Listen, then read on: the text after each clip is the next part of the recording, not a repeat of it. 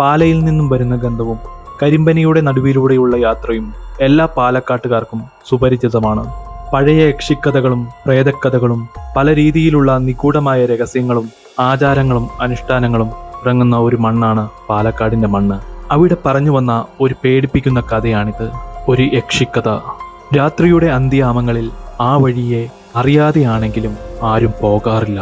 അതുകൊണ്ട് തന്നെ ആ വഴിയിൽ ചുറ്റി നിൽക്കുന്ന കരിമ്പനയിലെ പനയോലകൾക്ക് പോലും പാലപ്പൂവിന്റെ ഗന്ധമായിരുന്നു ഉണ്ടായിരുന്നത്. പണ്ട് അവിടെ ഒരു ഇല്ലത്തിലെ തിരുമേനിയുടെ ദാസിയായിരുന്നു ഈ യക്ഷിയെന്ന് പറയപ്പെടുന്നു. മന്ത്രവാദങ്ങളും ആഭിചാരക്രിയകളും മറ്റും ഇവളെ ഉപയോഗിച്ചായിരുന്നു തിരുമേനി നടത്തിയിരുന്നത്.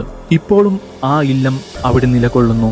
അതിഗൂഢ രഹസ്യങ്ങൾ ഉറങ്ങിക്കിടക്കുന്ന ആ ഇല്ലത്ത് പലതരത്തിലുള്ള താളിയോല ഗ്രന്ഥങ്ങളും നിറഞ്ഞു കിടക്കുന്നു.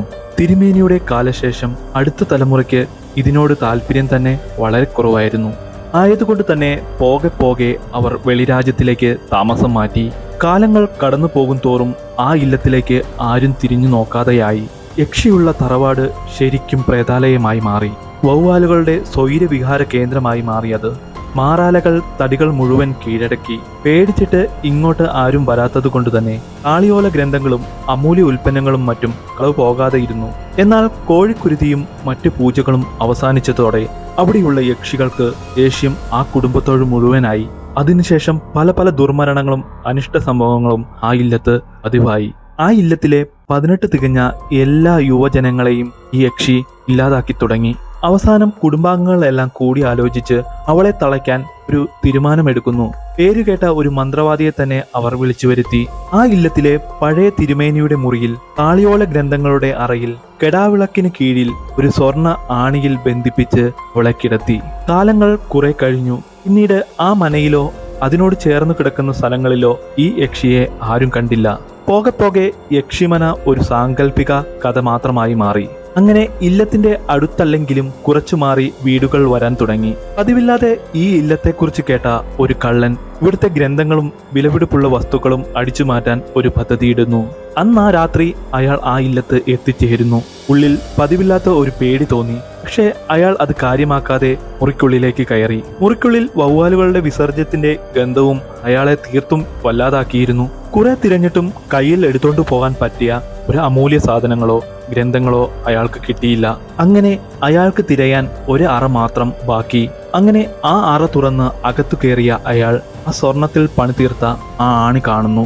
എന്തായാലും തങ്കത്തിൽ തീർത്ത ആ ആണിക്ക് ഏകദേശം ഒരു 2-2.5 പവൻ തൂക്കം കാണും. അയാൾ മനസ്സിൽ ചിന്തിച്ചു. എന്താണേലും ഇല്ലത്തിൽ കയറിയത് നന്നായി എന്നോർത്ത് ആ കള്ളൻ ആ കെടാവിളക്കിൽ കൊളുത്തിയിട്ടിരിക്കുന്ന ചരടിൽ നിന്നും ആ ആണി പിരിച്ചെടുത്തു. പെട്ടെന്ന് തന്നെ കെടാവിളക്ക് കെട്ടു. അവിടെ ആകെ ഒരു വെള്ള പുക വന്നു. വല്ലാത്ത ഒരു അട്ടഹാസവും നായ്ക്കൾ ഓരിയിടുന്നതും കിളികളുടെ കരച്ചിലും അയാൾ കേൾക്കുന്നു. ഭയന്നു വിറച്ച ആ കള്ളൻ പുറത്തേക്ക് ഓടാൻ തുടങ്ങിയവേ തറയുടെ അടിയിൽ നിന്നും മരത്തിന്റെ വേര് മുകളിലേക്ക് വന്ന് അയാളുടെ കഴുത്തിലും കാലിലും അരിഞ്ഞു മുറുക്കി. അവസാനം ആ കള്ളൻ അവിടെ കിടന്നു മരിച്ചു. എന്നാലും കഥ അവിടെ കൊണ്ട് തീരുന്നില്ല. ആ മുറിയിൽ ഒരു വെളുത്ത പ്രകാശം ഉയരുന്നു. അതിൽ നിന്നും അതിഭീകരമായ ഒരു വെളുത്ത രൂപത്തിൽ അവൾ പുറത്തു വരുന്നു. തന്നെ ഇത്രയും നാൾ ഇവിടെ തളച്ചിട്ട എല്ലാവരെയും നശിപ്പിക്കാൻ ആ രക്തദാഹിയായ യക്ഷി ആ ഇല്ലത്തിൽ നിന്നും പുറത്തു കടക്കുന്നു. അങ്ങനെ അവൾ ആളുകൾ യാത്ര ചെയ്യുന്ന പാലക്കാട്ടെ ഒരു റോഡ് ലക്ഷ്യമാക്കി പോയി. അവിടെ തന്നെ അടുത്തു കണ്ട ഒരു കരിമ്പനയിൽ അവൾ നിലയുറപ്പിച്ചു. അങ്ങനെ രാത്രി അതിലൂടെ പോകുന്ന പലരെയും അവൾ ഇല്ലാതാക്കാൻ തുടങ്ങി. അങ്ങനെ ഒരു സുന്ദരിയായ സ്ത്രീയുടെ വേഷമണിഞ്ഞ് അതിലൂടെ വരുന്ന ചെറുപ്പക്കാരെ വശീകരിച്ച് വീടാണെന്ന് പറഞ്ഞ് പനയിൽ എത്തിച്ച് അവരുടെ ചോര കുടിക്കലാണ് അവളുടെ പ്രധാന ജോലി. അത് കഴിഞ്ഞ് രാവിലെ അതിലൂടെ പോകുന്നവർ കാണുന്നത് ചെറുപ്പക്കാരുടെ മൃതശരീരങ്ങളായിരിക്കും. അതും കെട്ടിത്തൂങ്ങിക്കിടക്കുന്നതോ അല്ലെങ്കിൽ വിഷം കഴിച്ചു കിടക്കുന്നതോ ആയിരിക്കും. അതുപോലെ തന്നെ ഈ യക്ഷി റോഡിന്റെ നടുവിൽ കയറി നിന്ന് അതിലൂടെ വരുന്ന വാഹനങ്ങളെ അപകടപ്പെടുത്തുന്നതും പതിവായി. അങ്ങനെ ഇരുട്ടിക്കഴിഞ്ഞാൽ ആ വഴി ആരും പോകാതെയായി. ഒരു ദിവസം പതിവ് തെറ്റിച്ച് ഒരു യുവാവ് ആ വഴി നടന്നു വരുന്നത് ആ യക്ഷി കാണുന്നു.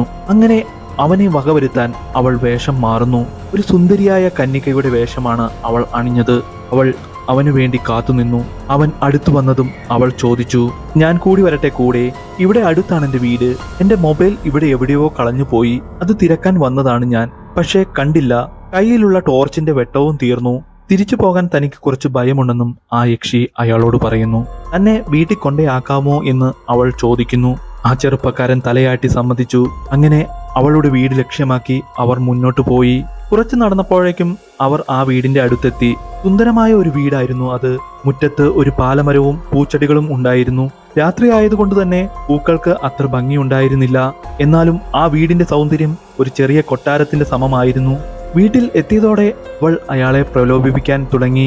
വീട്ടിൽ ആരുമില്ലെന്നും ഇന്ന് രാത്രി ഇവിടെ കഴിഞ്ഞിട്ട് നാളെ രാവിലെ ബസ്സിൽ കയറി പോയാൽ മതിയെന്നും അവൾ പറഞ്ഞു.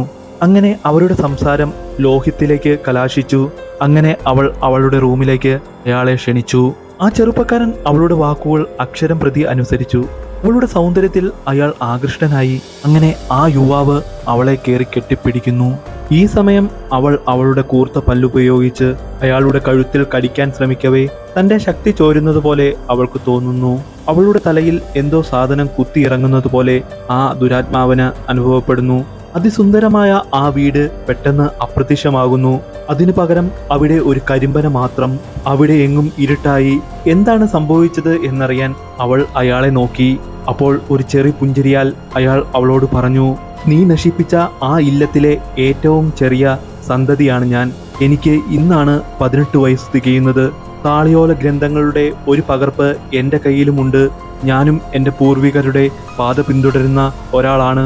ഈ നാടിന്റെ നന്മയ്ക്ക് വേണ്ടി ഇനി മുതൽ നീ ഈ പാലമരത്തിൽ കഴിയുക എന്നും പറഞ്ഞ് ആ ചെറുപ്പക്കാരൻ ആ ദുരാത്മാവിനെ ആണിയിൽ ആവാഹിച്ച് പാലമരത്തിൽ തറച്ചു.